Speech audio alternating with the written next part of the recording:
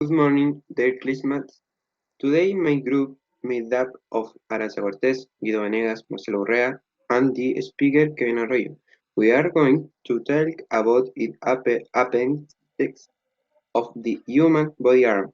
This appendix is divided into three main parts: arm, forearm, and yen. Emblems made up bones, ligaments, joints, and various small muscles allow for joint range of motion. Now I leave you with my partner Marcelo Urrea. The arm is attached to the body proximally thanks to the scapula, a flat bone in the shape of a scalene triangle with a small cavity where the humerus is inserted. The arm is made up of a long bone called the humerus. This is the site of a multiple muscle attachments, both thoracopendicular and intrinsic to the upper limb. More distally, in the forearm, we find the radius and ulna bones. The ulna is a long bone that faces to the body in the anatomical position. The radius is located right next to the ulna and points to the outside of the body. Even more distally, we find the carpal bones. These are 8 small bones that are wrapped in ligaments and tendons. A little more distally, we find the 5 metacarpal bones.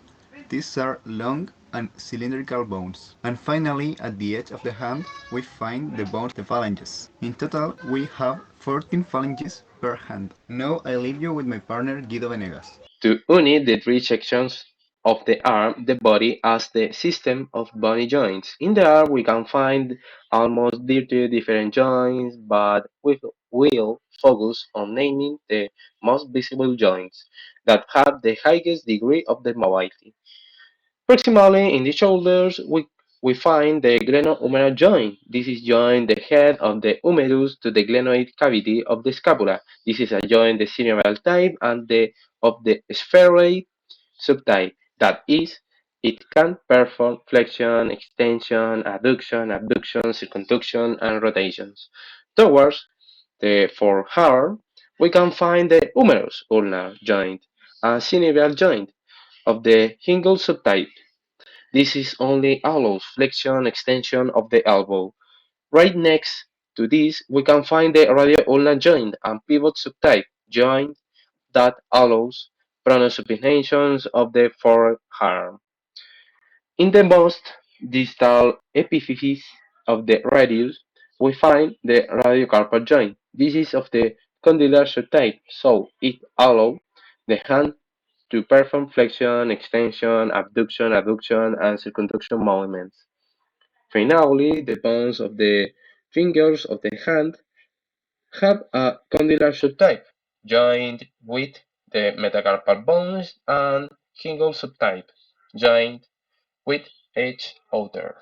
And all these joints can move only thanks to the force exerted by the muscles.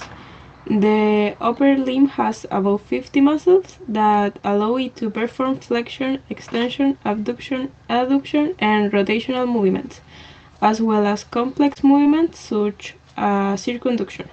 Some of the muscles that allow the arm to move are the pectoralis major, latissimus dorsi, and deltoid. Among the muscles that allow flexing and extending the elbow joint we find the bicep brachii, the brachioradialis, the anconeus, and the tricep brachii. On the anterior part of the forearm we find the flexion muscles of the fingers and the carpus, while on the back of the forearm we find the extensor muscle. Thanks for your attention.